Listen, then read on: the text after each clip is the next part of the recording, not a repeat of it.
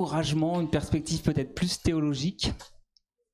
Donc je meuble un tout petit peu en attendant qu'on arrive à lancer le diaporama. Il faut toujours un petit peu de piment, un peu de stress sur la technique.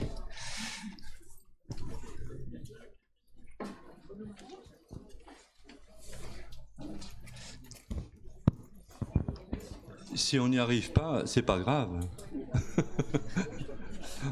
On peut se parler quand même. Oui, bravo. Ou sinon, on peut démarrer. Allez. Et puis peut-être qu'en cours de route. Mais oui. Au pire, vous le verrez en petit comme ça, au pire. Donc je vous présente Bruno-Marie Dufay, qui est prêtre catholique du diocèse de Lyon.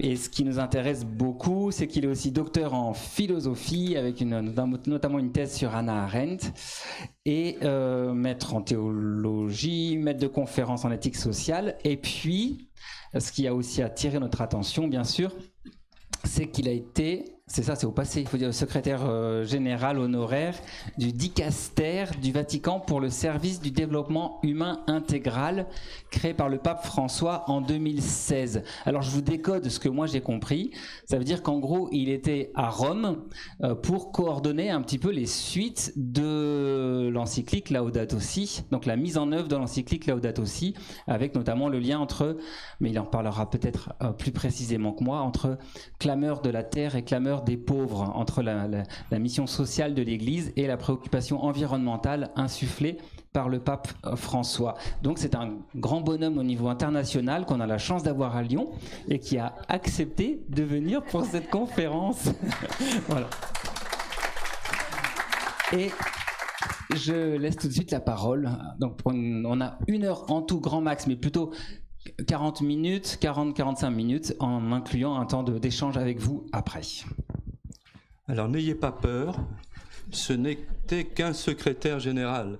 Alors, un secrétaire général dans un dicaster, ça fait déjà beaucoup, et quand il faut prendre son souffle pour dire « pour le service du développement humain intégral », pour l'asthmatique que j'ai été, c'est un peu délicat.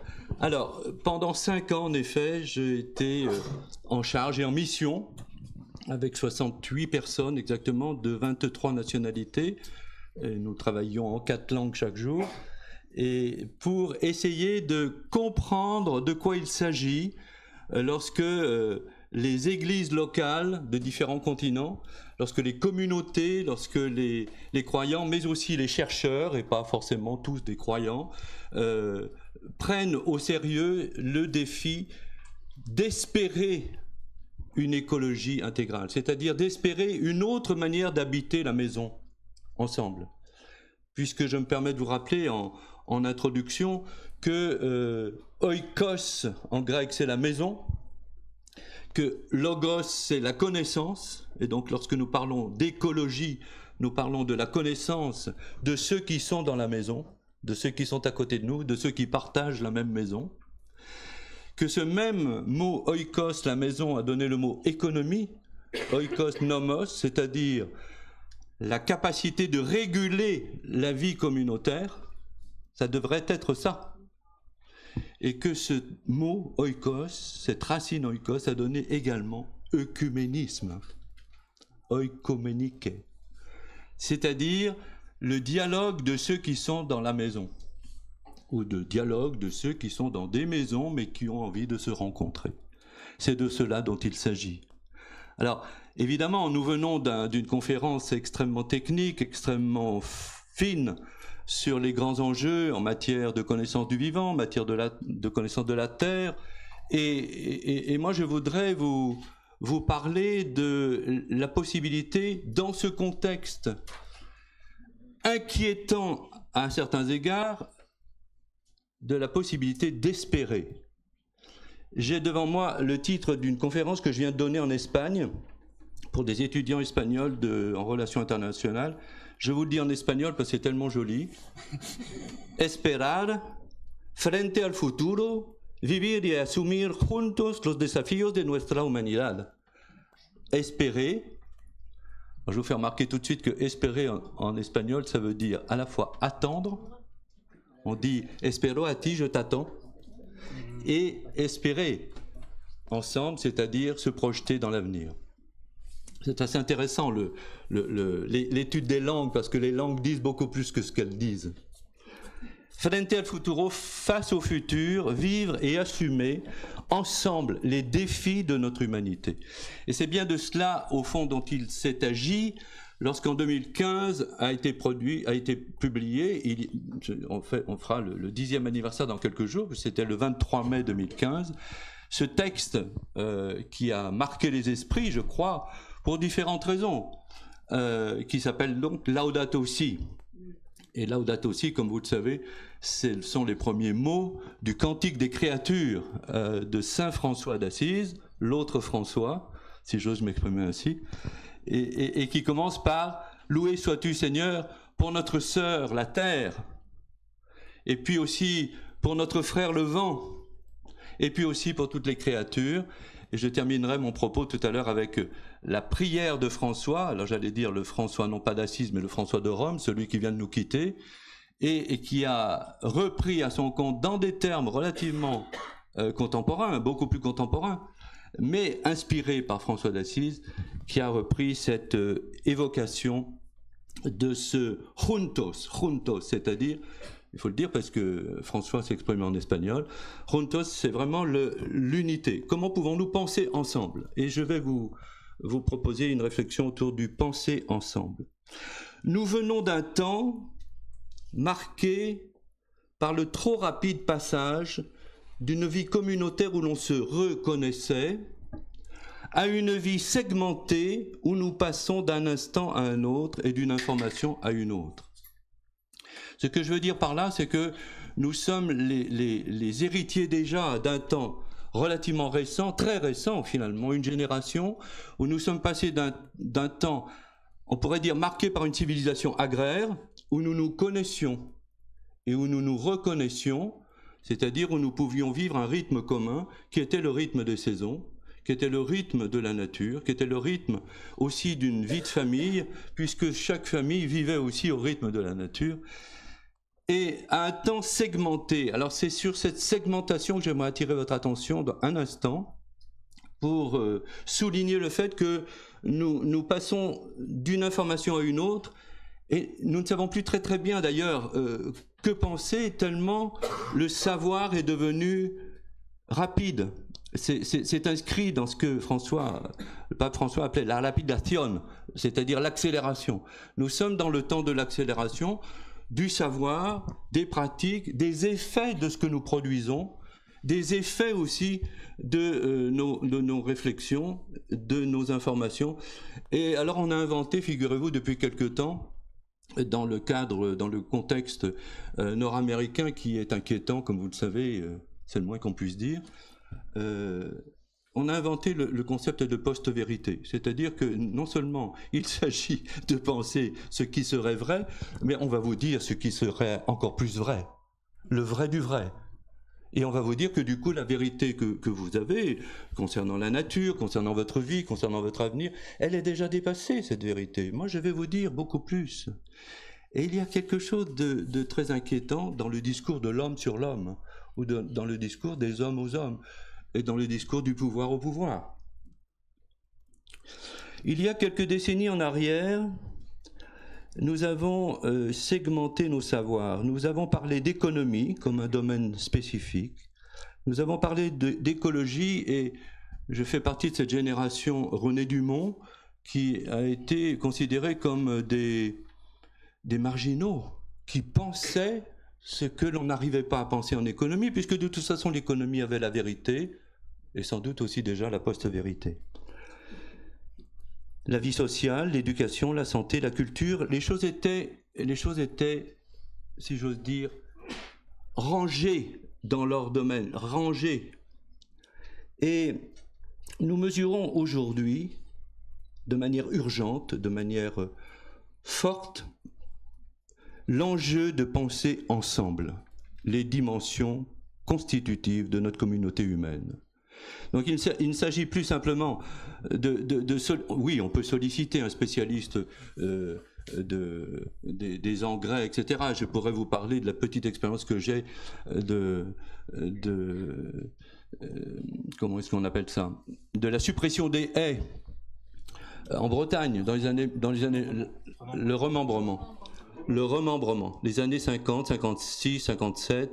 Et puis, ce serait d'ailleurs un cas de figure intéressant à approfondir à la suite de ce qu'on vient d'entendre. Et aussi, la conversion d'un certain nombre d'agriculteurs bretons, et pas seulement bretons, au fait de replanter des haies. Parce qu'on a compris, évidemment, que en supprimant les haies, on avait sans doute un peu plus de terre, on avait soi-disant un tout peu plus de possibilités de production. Donc les pommes de terre de semences et les pommes de terre de consommation, on en faisait plus, on était dans le plus, mais on a été assez vite dans le moins, parce qu'on s'est rendu compte que ceux qui habitaient les haies cherchaient un abri.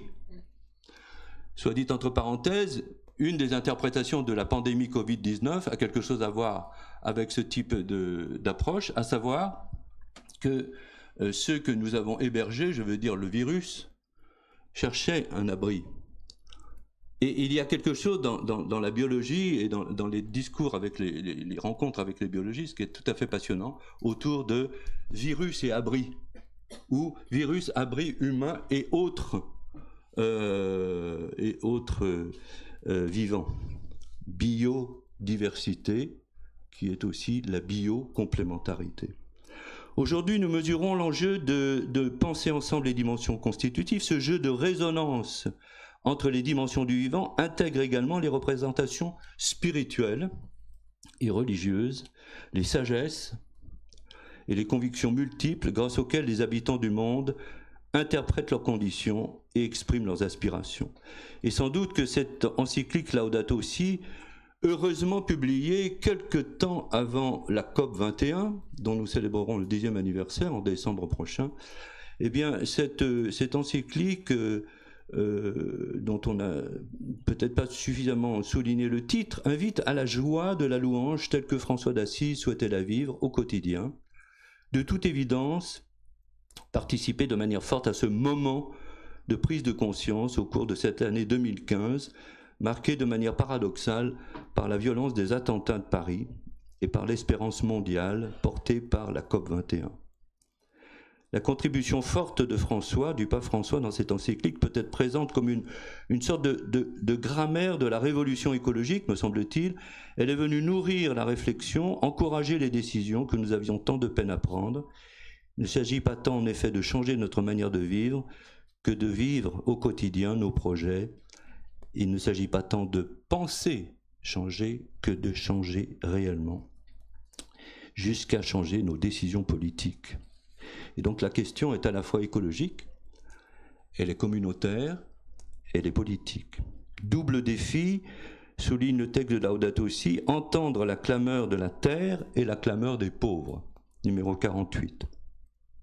La souffrance de la terre est le cri de ceux qui peinent à vivre. Tout ce qui est de l'ordre de la vie et de l'avenir concerne les chrétiens, et comme le disait le Concile Vatican II en 1965 déjà, il n'est rien d'humain qui ne trouve écho en leur cœur. C'est la première phrase de la constitution pastorale du Concile Vatican II. La question essentielle pour celles et ceux qui croient comme pour celles et ceux qui cherchent, et il y a lieu en pressant aujourd'hui plus que jamais d'encourager les liens entre croyants et chercheurs, c'est la question du passage de l'inquiétude à la confiance qui est le croire avec, cum, fire. C'est je crois avec toi, la confiance. Et c'est sans doute aussi je crois un peu en toi aussi. La pensée ensemble dont je parle nous permet en effet de vivre la traversée de nos crises, qui sont des temps de questionnement, mais aussi de choix fondamentaux, aussi bien dans le soin de la maison, écologie, que dans l'exigence d'une juste répartition des biens, économie. Il est toujours intéressant, en effet, de se rappeler cette origine dont je parlais il y a un instant. Terre d'espérance, à mon sens, c'est une expression très belle. C'est une sorte de modèle de pensée qu'il nous faudra sans doute poursuivre et qui, me semble-t-il, commence par le se rencontrer, se parler et ainsi participer chacun à notre manière à ce soin de la vie et de la maison commune. En effet, vous aurez remarqué que le sous-titre de ce texte, Laudato Si, donc qui commence par une expression de louange, de joie, le sous-titre c'est « Sur la sauvegarde de la maison commune », la sauvegarde de la maison commune. Il s'agit de regarder à nouveau pour nous la création. On a déjà évoqué ça dans la conférence précédente, de savoir comment nous pensons la création, comment nous la recevons, comment nous la regardons, d'un regard de douceur et de contemplation. Ça a surpris plus d'un lecteur. Pourquoi le chapitre 2 est une invitation à la contemplation? Peut-être parce qu'il nous faut regarder à nouveau ce que nous avons considéré de manière beaucoup trop instrumentale. Donc comment pouvons-nous passer d'une pensée de l'instrumentalisation à un regard de la contemplation permettant de vivre une relation qui soit une relation pacifique et pacifiée? Notre bien commun, dira encore François, c'est notre planète. Nous n'en avons qu'une, et c'est aussi notre climat, c'est-à-dire ce que nous respirons, ce qui nous permet de respirer, de vivre ensemble. Les hommes et les femmes de l'avenir sont dès aujourd'hui les soigneurs de la maison commune. C'est l'expression d'un mouvement de jeunes en Argentine, Cuidadores de la Casa Común, ça veut dire les soigneurs de la maison commune. Et quand on sait que ces jeunes en question sont des jeunes de la rue, des jeunes qui ont commencé leur chemin sur l'état de détritus qu'on voit les pays développés, vous voyez à quoi je fais allusion, et qui continuent en essayant non seulement de récupérer ce qu'il y a sur l'état d'ordure, le déchet, comme on dit, cette culture du déchet, mais aussi de voir comment ils peuvent transformer leur environnement à partir de matériaux de récupération. Dans le tourbillon actuel du débat politique, économique et social, nous tentons de vivre la rencontre, et ça n'est pas facile, c'est le moins qu'on puisse dire. Nous mesurons combien cette rencontre, juste et difficile. La rencontre en vérité, la culture de la rencontre, nous fait être touchés par l'itinéraire de l'autre, avec qui nous n'avons pas nécessairement la même sensibilité. Et voilà le grand défi, me semble-t-il, sur le plan social et politique, ou sur le plan social et culturel, de ce que nous vivons actuellement. Accepter d'être touché par l'itinéraire de l'autre, et devenir un peu plus soi-même grâce à l'autre. Il ne s'agit pas de s'identifier à l'autre, il s'agit d'être soi-même grâce à l'autre. Et cet autre avec qui nous n'avions pas nécessairement pensé partager la vie. Pour avoir été vicaire épiscopal chargé des migrants ici à Lyon pendant 4 ans, et pour avoir vécu au jour le jour, et j'allais dire la nuit, avec les migrants qui étaient dans nos rues, dans le quartier de Perrache, dans les années 2014-2015, je peux vous dire qu'on ne s'attend pas nécessairement à partager ce que l'on partage lorsque l'on est en solidarité avec les migrants. Mais l'on découvre une histoire qui n'est pas notre histoire, mais qui devient notre histoire. On découvre que, comme le disait également François, ils ne sont pas migrants, ce sont des hommes et des femmes qui ont une histoire, qui ont un chemin. Et nous redécouvrons notre propre chemin en écoutant le chemin de l'autre. Il y a souvent une opposition dans nos communautés, dans nos paroisses, dans nos mouvements, entre ceux qu'on appelle les liturgiques et ceux qu'on appelle les sociaux, ceux qui seraient plus impliqués dans le social, comme on dit. Ah, vous faites du social, vous faites de l'écologie, ah, vous faites du social. L'heure vient où nous sommes appelés à vivre une fraternité nouvelle, où les assoiffés de l'absolu de Dieu et les frères et sœurs donnés à la proximité, à la solidarité, pourront se parler, se comprendre, s'entraider, se compléter.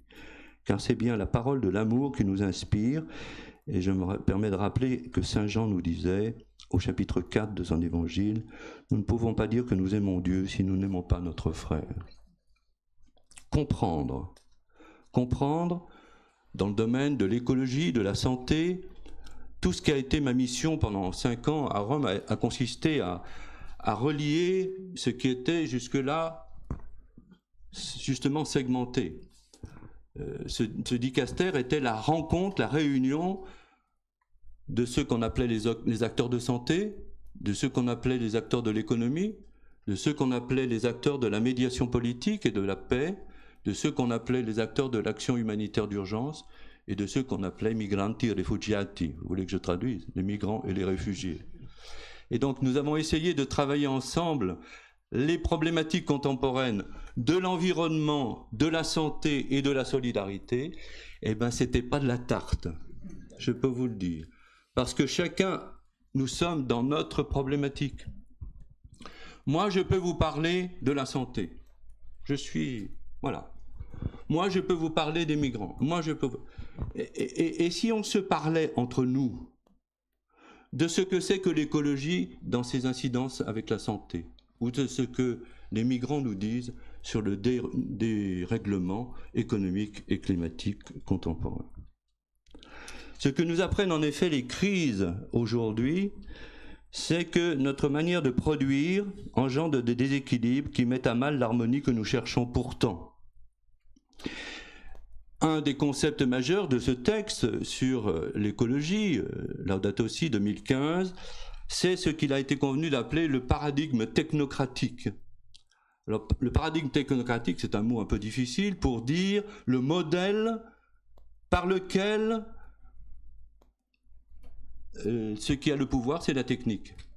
Ou le technocratique. Kratein, en grec, c'est le pouvoir, hein, c'est le commandement. Technos, c'est la technologie, c'est la machine. Et le paradigme, c'est le modèle. Eh bien, notre modèle dominant, il nous faut le reconnaître, c'est que nous sommes à la remorque des machines que nous avons fabriquées. Nous sommes à la remorque des machines que nous avons fabriquées. Et lorsque vous allez au Brésil, dans le Minas Gerais, et que vous rencontrez les mineurs, eh bien, vous comprenez ce que veut dire le paradigme technocratique, car il vous montre une colline ici, et il vous dit, ben voyez, il y a 3 ans en arrière, il y avait une colline. Aujourd'hui, il n'y a plus de colline, parce que les scalpers, les machines des compagnies internationales, des multinationales de l'extraction, de l'extractivisme, qu'elles soient canadiennes, suisses, allemandes ou autres, nous ont apporté des scalpers de plus en plus larges. La barre par laquelle ces machines creusent, cette barre est de plus en plus large. Et d'ailleurs, un des ingénieurs que j'ai rencontré sur place, à Brumadinho, lieu d'une catastrophe épouvantable, en 2019, où 900 personnes ont disparu à la suite de l'effondrement d'un barrage minier. Parce qu'il faut produire, on produit de plus en plus, on extrait de plus en plus. Ça fait évidemment beaucoup d'argent. Mais si on n'entretient pas le barrage dans lequel on met les résidus miniers avec du magnésium et avec un certain nombre de produits qu'on utilise pour purifier les minerais, eh bien le barrage progressivement s'affaisse. Et le barrage s'ouvre et la boue vient tuer ceux qui habitent dans la vallée. 900 personnes, dont certains n'ont jamais été retrouvés. C'était la 3e catastrophe dans le Minas Gerais en 2 ans, ce qui veut dire que plus de 2000 personnes sont mortes. Voilà ce que produit aussi le toujours plus. La barre d'extraction de plus en plus large, l'incapacité dans laquelle nous sommes à arrêter ou à modérer ou à limiter les effets de ce paradigme technocratique qui est nous sommes à la remorque de la machine. Au numéro 137 de Laudato Si, on lit que tout est intimement lié. Donc ne soyez pas surpris si je vous parle de social, de société, de relations sociales, de solidarité, de santé, mais aussi d'action humanitaire d'urgence, car il y a urgence et nous sommes dans l'urgence. L'activité économique, la vie sociale, l'environnement, la santé, la mémoire, l'espoir, tout est intimement lié. Benoît XVI lui-même avait employé cette phrase, avait écrit cette phrase. Toute crise écologique engendre nécessairement une crise sociale. Donc, ne pensons pas qu'il y a 2 problèmes ou 2 problématiques. La problématique de l'écologie et du développement, et la problématique sociale et politique. Peut-être bien que nous avons aussi une politique qui est en difficulté parce qu'elle a de la peine à penser ce que nous devenons. L'autre phrase de Laudato Si, qui a fait le tour du monde, c'est cette fameuse phrase « Écoutez la clameur de la terre et la clameur des pauvres. Jamais la terre sans les pauvres. Lorsque nous maltraitons la terre, nous maltraitons directement ou indirectement les plus pauvres. » La destruction des microsystèmes économiques, paysans, des forêts, qu'on soit en Afrique ou en Amazonie, qu'on soit sur les chantiers forestiers de Côte d'Ivoire ou du Kenya, ou qu'on soit au cœur même de l'Amazonie, nord du Pérou ou ailleurs, pour un profit immédiat de quelques sociétés constitue un crime. Comme l'a souligné l'exhortation apostolique Querida Amazonia, qui reprend les réflexions du synode sur l'Amazonie. Dans le même temps, ceux qui travaillent actuellement sur la question de la surproduction et des déchets nous disent qu'un tiers de ce que nous produisons, nous, pays dits développés, devient déchet. Avec ce tiers de surproduction, nous pouvons évidemment redistribuer. Quant aux produits industriels et parfois de haute technologie, ils sont programmés pour fonctionner pendant un temps limité. Ils deviennent à leur tour des déchets que nous exportons par bateau ailleurs, aux Philippines ou en Inde, où des enfants sur des montagnes d'ordures tentent de faire un peu d'argent en récupérant les composants électroniques au mépris de leur santé et de leur sécurité. Cette exportation de nos déchets vers les pays les plus pauvres est une honte. Alors, à partir de ces éléments qui peuvent nous inquiéter, qui nous fragilisent, et essayer de comprendre et penser un nouveau type de développement. Lors d'une conférence que nous avons organisée à Rome avec des personnes, entre autres, venues de l'Amazonie, c'était en lien avec ce fameux synode sur l'Amazonie, un jeune a demandé la parole et dans un espagnol très amazonien, il a dit « Vous parlez beaucoup. Habléis mucho. » Nous commençons en écoutant le silence de la forêt. Empezamos escuchando el silencio de la selva. Alors, devant cette phrase, j'ai proposé que nous fassions un cercle du silence. C'est-à-dire que ceux qui participaient à cette conférence se sont assis en cercle dans le hall de la Ola Paul VI, où il s'est passé pas mal de choses ces derniers temps. Et au bout d'un moment de silence, je me suis adressé à ce jeune et je lui ai dit « Qu'est-ce que tu écoutes dans le silence ?» Et il a répondu « Le souffle du vent dans les arbres, les animaux, les bruits de la terre et la respiration de ceux qui sont près de moi. » Alors, ça a l'air de rien, mais est-ce que vous avez déjà écouté la respiration de quelqu'un qui est près de vous? Quand on est soignant, bon, mon petit passage de 10 années au centre Léon Bérard m'a montré que lorsque nous nous mettons près d'une personne en souffrance, nous finissons par respirer au rythme de sa respiration. Alors pourquoi je vous raconte ça? C'est parce que sans doute c'est du silence que vient la parole. Il ne s'agit pas de refaire encore du discours, nous en avons beaucoup. Il s'agit d'écouter venir à nous la parole à partir du silence et nous offrir la parole qui construit et qui sans doute protège. Dans l'autre texte auquel j'ai eu la chance de participer, Fratelli tutti, todos hermanos y hermanas, François insistait pour dire, il faut dire frères et sœurs, tous frères et sœurs. Et il y a une incitation à la paix sociale, à l'amitié sociale, à la possibilité de se rencontrer encore, C'est cette fameuse thématique de la culture de la rencontre. Tout commence par la rencontre, par notre apprentissage de la rencontre. Voulons-nous nous rencontrer? C'est très exigeant, la rencontre. En tout cas, ça demande, comme dirait Maurice Bellet il y a quelques années en arrière, de faire en soi une hospitalité intérieure à l'autre. Être en capacité d'avoir un petit peu de place, un peu d'espace, un peu de volume, pour que la parole de l'autre soit importante, soit accueillie et prenne son importance. Et dans ce texte de Fratelli Tutti, on dit: nous avons besoin d'architectes et d'artisans pour la paix. Les architectes font des plans, nous avons besoin de politique, nous avons besoin de politique à court terme et à moyen terme, et nous avons besoin d'artisans qui traduisent les plans en réalité concrète. Dans nos gestes quotidiens, nous sommes des artisans qui réalisons la construction d'une maison commune, revisitée, renouvelée. Notre manière de vivre dit ce que nous pensons, dit notre manière de penser. Et nous pouvons avoir le sentiment, à certains moments, d'être comme un colibri qui porte la goutte d'eau alors que la terre est en feu.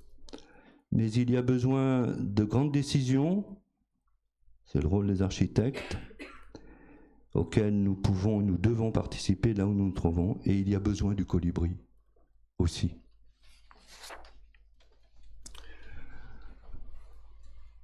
Est-ce qu'on peut passer à une autre diapo? Ce qui nous touche, ce que nous espérons. La suivante, voilà. Non, celle-là.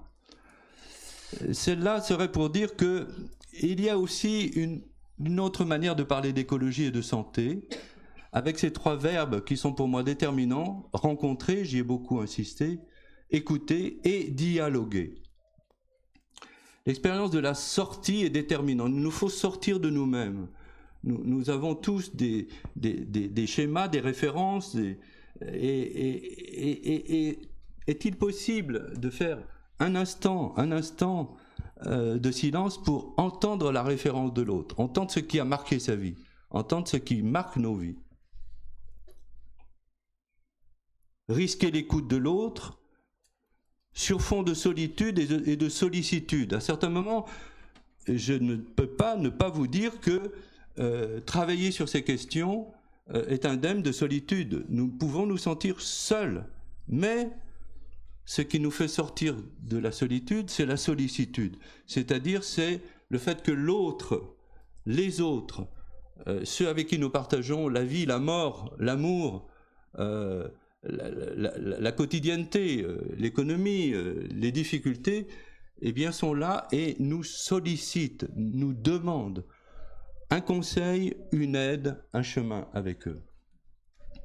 Réentendre notre propre histoire et entre nous aussi, en nous et entre nous. C'est-à-dire retravailler sur notre mémoire. D'où venons-nous? Qu'est-ce qui nous a marqués? Pourquoi sommes-nous à certains moments blessés?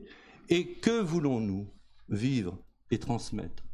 Réentendre notre propre histoire en nous et entre nous. Devenir qui nous sommes grâce à l'autre. Je l'ai évoqué à propos de ce synode sur l'Amazonie, qui a été l'objet d'ailleurs de choses assez curieuses. Un mouvement extrémiste de droite en Italie a annoncé que le pape devenait amazonien, parce qu'il avait reçu des Amazoniens, et a fait circuler une photo qui était devenue une caricature, où le pape avait accepté d'être coiffé par une très belle coiffure amazonienne. Et il avait également accepté de recevoir, et qu'il avait posé sur la table de conférence, une petite statuette évoquant la terre-mère, Pachamama. Et cette statue a été volée, et elle a été jetée dans le Tibre. Et ce mouvement a revendiqué cette action, qui est une action extrêmement violente, qui consiste à jeter dans le Tibre. C'était une manière de dire nous ne voulons pas de ça, nous ne voulons pas de cette... Et c'était en même temps révélateur, je pense, d'une violence sournoise qui peut exister ici ou là lorsque nous ouvrons notre maison à ceux qui sont de passage. Ils ont marché au pas des siècles, on chantait ça il y a quelques années dans certains cultes ou dans certaines célébrations eucharistiques. Vers un pays de joie, ils ont marché au long des âges pour habiter la joie. Écoute, écoute, surtout ne fais pas de bruit. On marche sur la route, on marche dans la nuit. Écoute, écoute les pas du Seigneur vers toi. Il marche sur ta route, il marche près de toi. Dignité, subsidiarité, solidarité. Alors, j'ai mis ces 3 mots parce que tout ce que je peux vous proposer est déjà présent dans un certain nombre de combats de chrétiens et aussi d'humanistes. On a terminé tout à l'heure avec cette phrase très forte, ce mot très fort de l'humaniste, qui ont voulu, qui ont promu, qui ont défendu fondamentalement la dignité. La dignité, c'est-à-dire le caractère irréductible du vivant.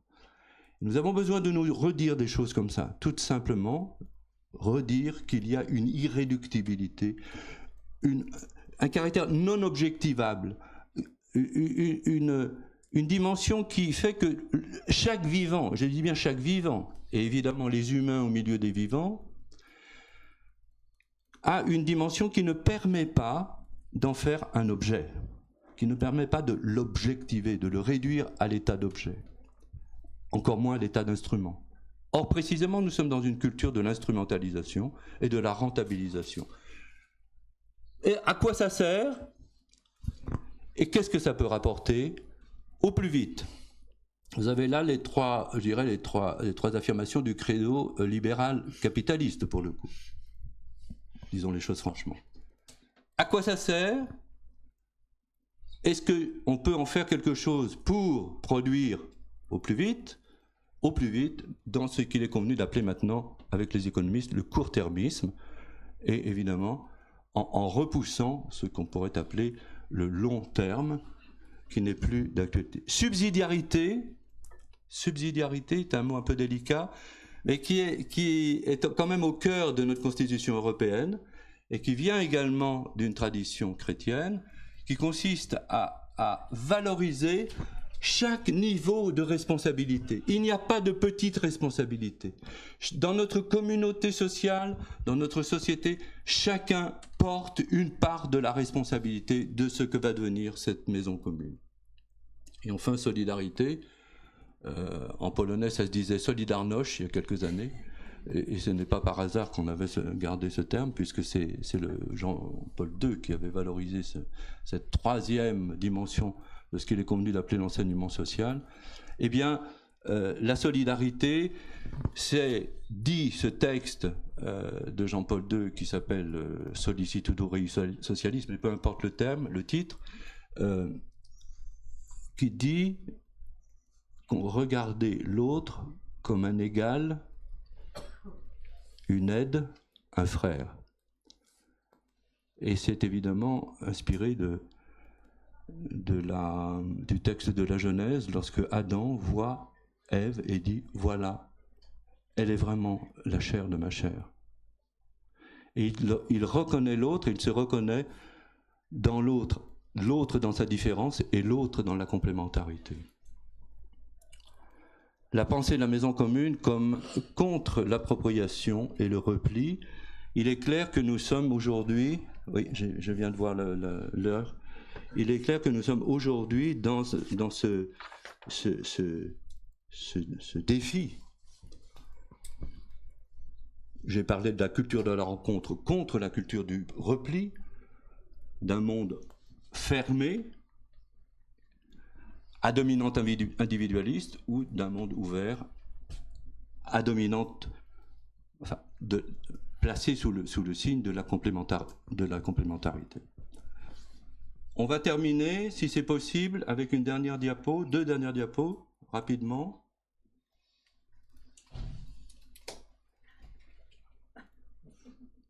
Merci. 3 mots, me semble tout à fait déterminants.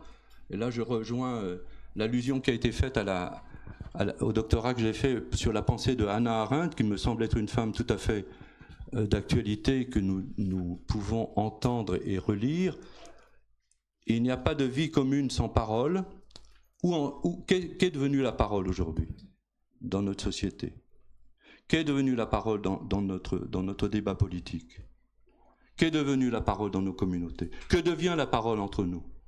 La parole qui est la venue au monde, dit Arendt, qui est notre naissance collective, communautaire. Parler, ce n'est pas toujours parler, disait Denis Vince, ici à Lyon, il y a quelques années, c'est être là. D'abord être là. Et d'abord être touché par la présence de l'autre. Promesse, c'est le message inscrit en chacun. Nous sommes porteurs d'une promesse. L'écologie intégrale, dont nous avons beaucoup parlé dans ces dernières années, c'est de pouvoir être touché par le message que porte l'autre, y compris celui que nous n'avons pas encore écouté. Celui qui vient jusqu'à nous est porteur d'un message. Cette anthropologie, c'est-à-dire cette manière de penser l'humanité de l'homme comme promesse, change complètement notre manière de concevoir la complémentarité des rôles. Si cette thèse est juste, alors chacun a quelque chose à faire pour et avec les autres. Et pardon, PPP, parole, promesse, pardon, car il s'agit aussi de ne pas enfermer l'histoire sur elle-même, sur ce qui a été dit ou sur ce qui a été fait. Oser le pardon, c'est ne pas réduire l'autre à ce qu'il a pu dire ou à ce qu'il a pu faire. Et en particulier, ce qu'il a pu dire ou faire et qui a blessé notre humanité. Il s'agit de risquer à nouveau cette rencontre, cette culture de la rencontre, pour pouvoir construire ensemble un équilibre. Dernière diapo.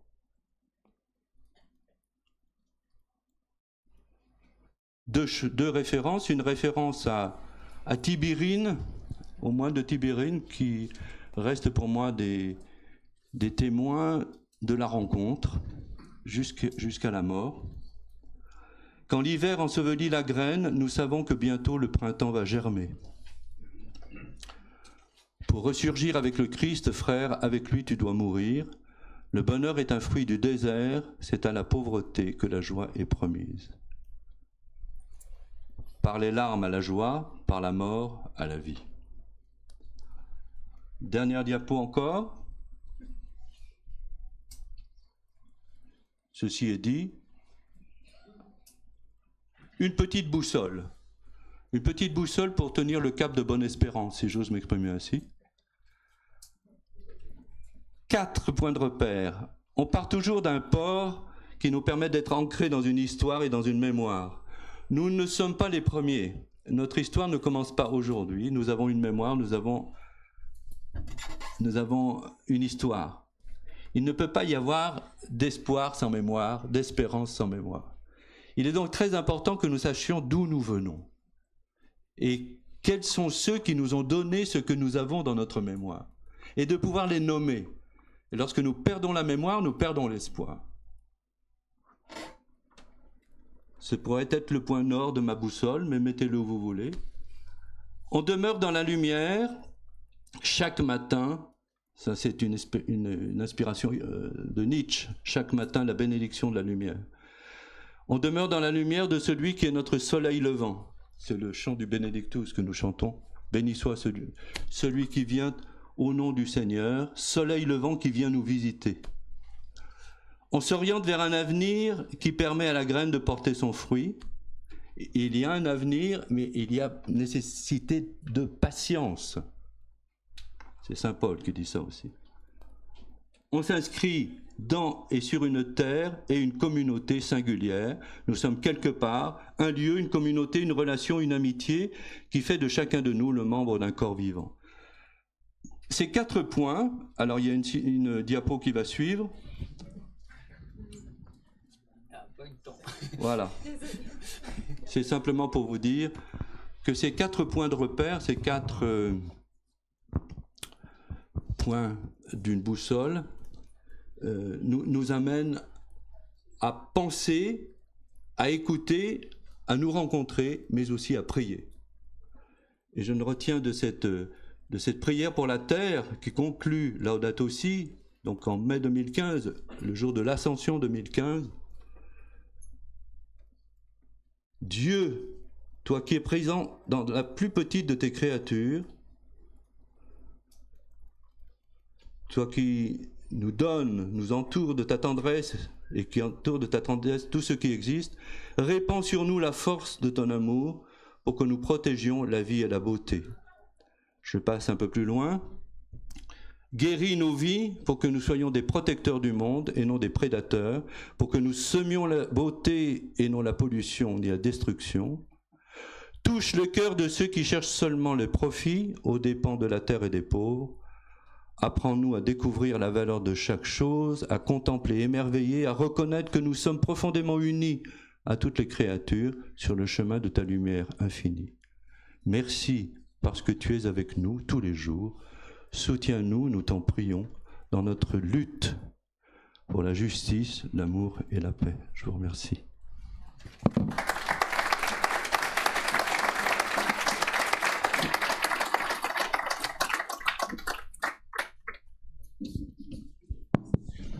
Alors, merci beaucoup Bruno-Marie Dufay pour cet exposé où on a pu vraiment déjà commencer à entreapercevoir des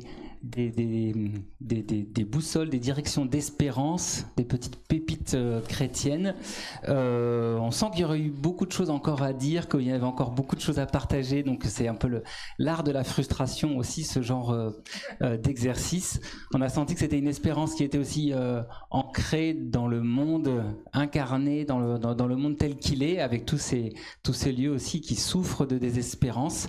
Merci pour ce moment d'écuménisme aussi, où les protestants qui étaient dans la salle se laissent aussi déplacer par un orateur catholique, et qu'on a placé ce moment vraiment dans une idée d'ouverture. Tout à l'heure, l'intervenant a même osé exprimer celui d'avant qui s'est clairement dit comme non-croyant. Donc c'est un choix qu'on a eu aussi dans l'organisation de ce festival, c'est de se laisser aussi inspirer par des gens qui sortent peut-être de nos propres habitudes ecclésiales, notre propre environnement. Là, on était entre guillemets entre chrétiens, mais on voit que la maison elle est toujours plus grande que ce qu'on pense. On a voyagé d'un continent à l'autre, et puis je trouve qu'on a bien entendu deux choses spécifiques à cette Église catholique, cet attachement à l'écologie intégrale, cette manière si forte de lier le souci de la justice sociale avec la justice écologique, on pourrait le dire, en tout cas de lier le social et l'écologie. Donc c'était vraiment vivant, perceptible, et je trouve que ça fait du bien. Et puis aussi, autre petite touche que je trouve plus spécifiquement catholique, c'est le souci de la place de la contemplation dans la liturgie, qui est aussi plus habituel chez vous que chez nous peut-être. Voilà, maintenant c'est un peu provocateur de ma part de résumer les propos comme ça, peut-être pour susciter des questions, des réactions de votre part, soit pour demander un approfondissement, pour proposer un décalage. Donc je vous donne la parole, on a 10 petites minutes, et je vous invite du coup à vous manifester en levant la main. Je ne vais pas me précipiter tout de suite. Et alors, tout à l'heure, les 3 premiers intervenants, c'était des hommes. Parce que j'étais là à la conférence d'avant. Du coup, on va faire un petit jeu, c'est qu'on va s'obliger, je suis désolé pour ceux qui ont eu le courage de lever la main, on va s'obliger à prendre en première parole la parole d'une femme. Je suis pas gentil, hein, mais je suis...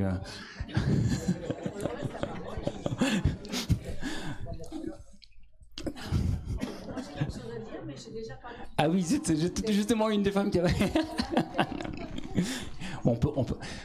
S'il y a 30 secondes de silence, c'est pas grave, hein, on entendra respirer la forêt et puis nos voisins.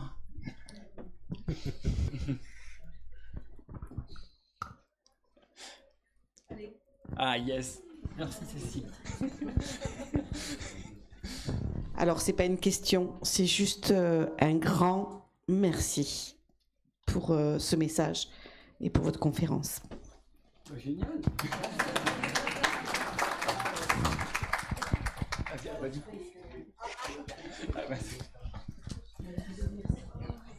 Est-ce que je peux me permettre, comment on relie moi je trouve le peu d'impact de Laudato Si dans notre monde.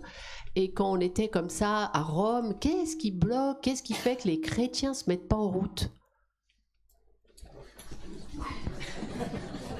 Alors, je réponds tout de suite parce que c'est une question qui m'a habité. Figurez-vous, il se trouve que j'étais envoyé à une des COP suivantes, celle de Katowice, en Pologne, qui a été une COP difficile parce que, comme par hasard, il s'agissait de voter des investissements pour la protection et de permettre aux pays du Sud d'être aidés dans leur transition écologique. Alors, ce qui m'a frappé dans cette COP et dans d'autres conférences auxquelles j'ai été invité, c'est que, d'une manière assez paradoxale, il y a eu un engouement pour Laudato Si chez des personnes qui n'étaient pas nécessairement de confession chrétienne. Je ne peux pas vous donner un nom, mais vous comprendrez très vite de qui il s'agit. Le président de la COP 21 de Paris,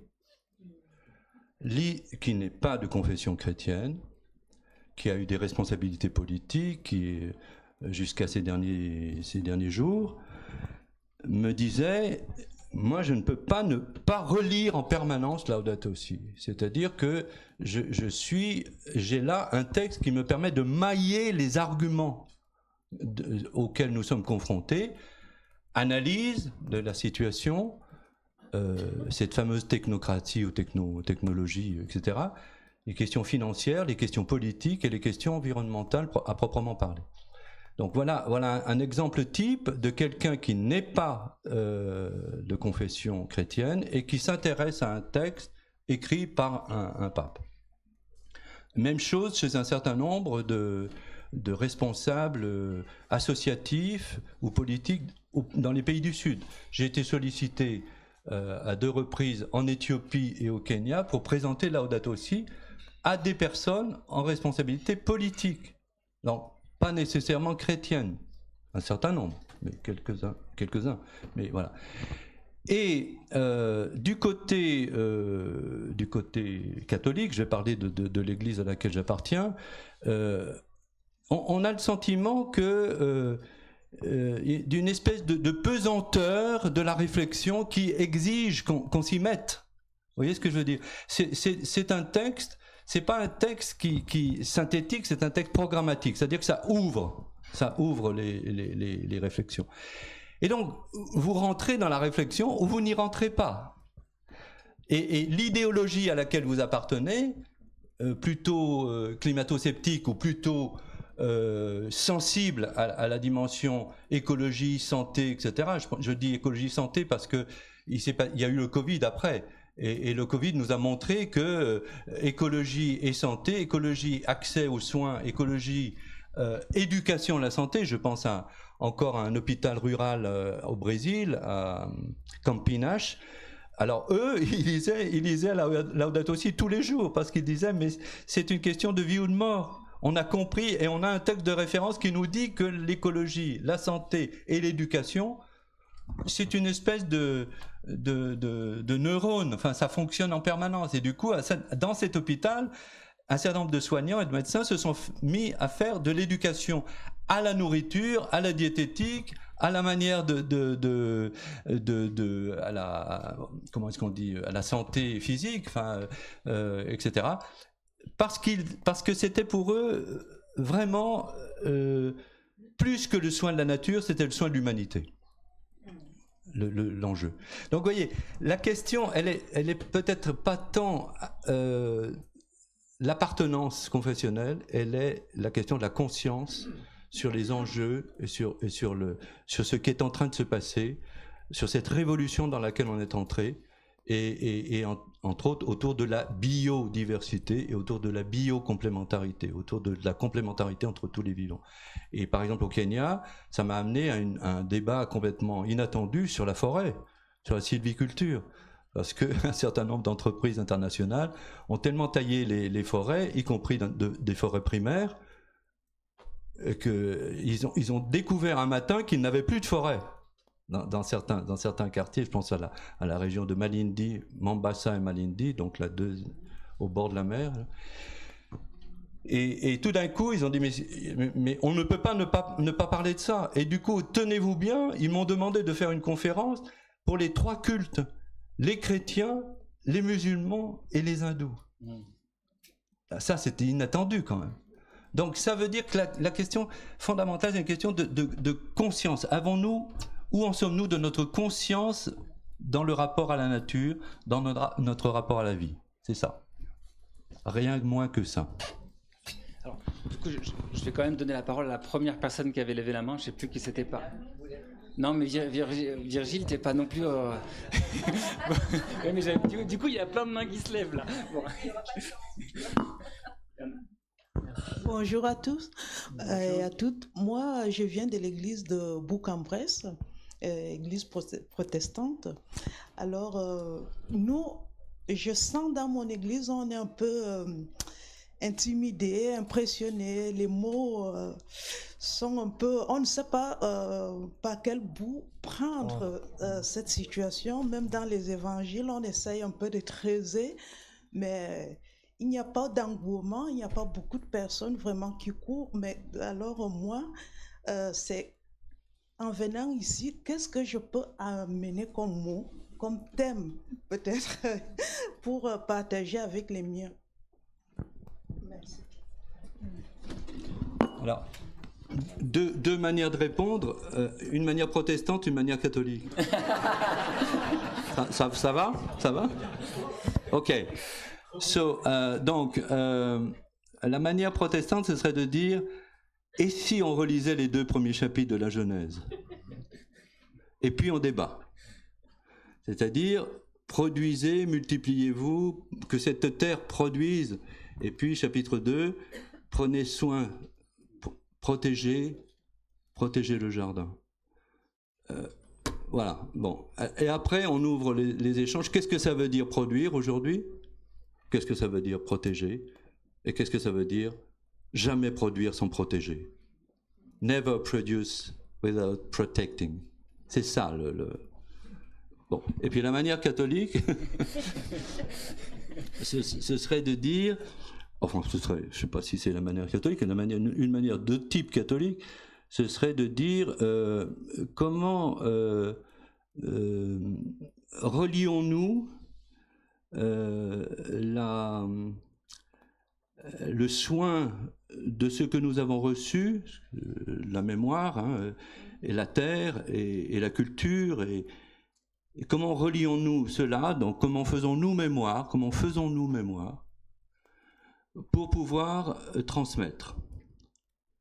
Donc quelle est notre manière de transmettre? Comment transmettons-nous ce que nous avons reçu? Alors c'est catholique, mais ça peut être aussi protestant de dire autre chose comme ça. Je vous ai transmis ce que j'ai moi-même reçu. La veille de sa passion, le Seigneur prit du pain, etc. Voilà, bien modestement. Alors peut-être, on va dire 2 dernières interventions, ou alors je les prends à la suite, et comme ça, oui. la dernière parole sera à notre intervenant. Ouais. Bonjour, je voulais savoir un petit peu quel type de réponse on peut apporter à un certain courant qui, il me semble, c'est un peu plus du côté catholique, qui a tendance à justement dire qu'il ne faut pas placer le vivant au-dessus de l'humain. Et justement, cette histoire de statuette qui a été jetée à l'eau, c'est représentatif de ça. Et ne pas tomber... par exemple, l'autre jour, j'ai écouté une conférence où on parlait de... enterrer les gens à même la terre, et tout de suite il y avait une personne qui disait non mais on peut pas faire ça, c'est de l'animisme, c'est déifier la terre, etc. Et qu'est-ce qu'on peut répondre à ça? Alors, ça c'était une première question qui est déjà immense à elle seule. Autre? Oui, merci. Ma question, en fait, elle rebondit sur ce qui vient d'être dit, sur qu'est-ce qu'on peut faire pour faire bouger les gens. Et je pense que dans le cadre chrétien, il y a un élément qui est très important, c'est l'exemple de frugalité que nous a donné Jésus. Bon. Et malheureusement, nous sommes dans une société où on ne sait pas du tout ce que c'est que la frugalité. D'ailleurs, les gens en sont même au point où ils ne voient pas la différence entre un désir et un besoin. Hein. Et je pense que nous pouvons nous appuyer là-dessus dans nos églises pour regarder, mais qu'est-ce qui est vraiment important? Tu dis que le Seigneur Jésus te sauve et que tu es comblé par ça, mais tu es vraiment comblé, ou il faut que tu consommes, que tu fasses ceci, que tu fasses cela. Et donc voilà, donc il ne s'agit pas de culpabiliser, parce que ce que nous propose Jésus, c'est quelque chose de joyeux. Donc ce que nous avons à faire, ce n'est pas de l'écologie punitive, hein. Ouais. C'est de dire, mais il y a un très grand bonheur à vivre dans la simplicité. Et vous avez longuement parlé des deux François, et c'est clair que quand on regarde Saint François d'Assise, mais aussi le pape François, il nous donne un bel exemple de ce point de vue. Là, du coup, c'est intéressant parce qu'on peut relier les deux questions. Donc, dernière On va relier les deux questions. Je vais ponctuer vraiment très humblement parce que vous nous donnez, me semble-t-il, la référence déterminante. C'est au fond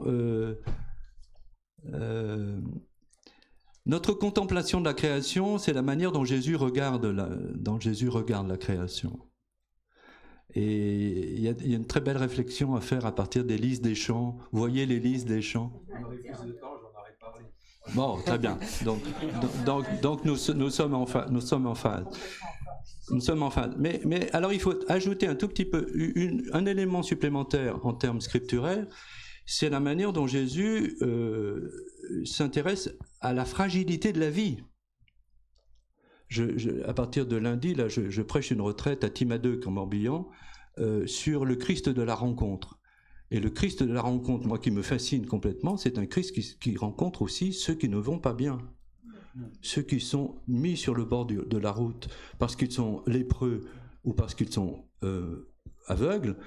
Et on pose cette question absolument dramatique et insupportable à Jésus: qui a péché, lui ou ses parents? C'est-à-dire, on veut tellement avoir la réponse à la situation de la souffrance qu'on va lui demander, il dit, mais ni lui ni ses parents, soyez sérieux, soyez un peu sérieux. Enfin.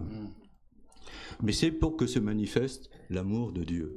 Et donc à ce moment-là, on se rend compte que la rencontre, cette culture de cultura del encuentro, moi j'entends François dire ça dans son bureau, la cultura del encuentro. La culture de la rencontre, c'est précisément cette attention au vivant, avec sa fragilité, avec son espoir, avec ses limites. Hein, il posera la question aux lépreux, mais tous n'ont-ils pas été purifiés? Comment se fait-il qu'il n'y en ait qu'un qui l'ait reconnu? Donc c'est intéressant cette question. Bon.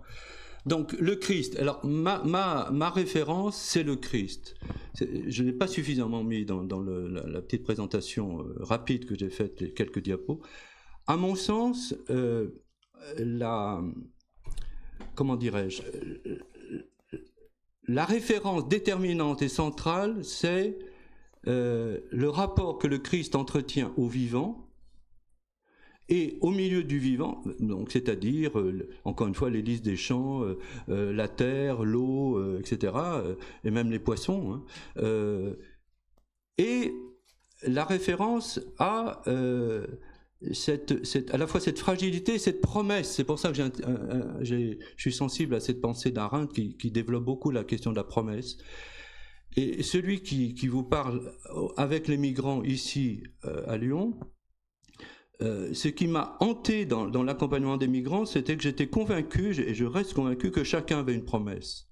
C'est-à-dire qu'au fond, ce qui nous rend heureux dans ce type d'implication, c'est que l'histoire n'est pas terminée.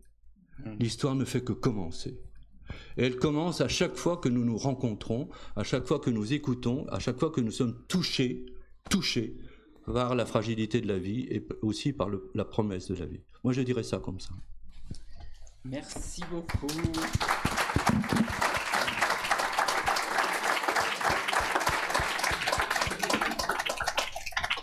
Merci à vous. Merci pour cette conférence qui finit sous forme un peu de témoignage et presque de prédication. Là, nous faisons une petite pause. Il n'y a plus de conférences ou d'ateliers pendant 1 heure, ce qui laisse le temps de manger dehors, là où vous voulez. Dans tous les cas, il faut libérer la salle ici, puisque les musiciens vont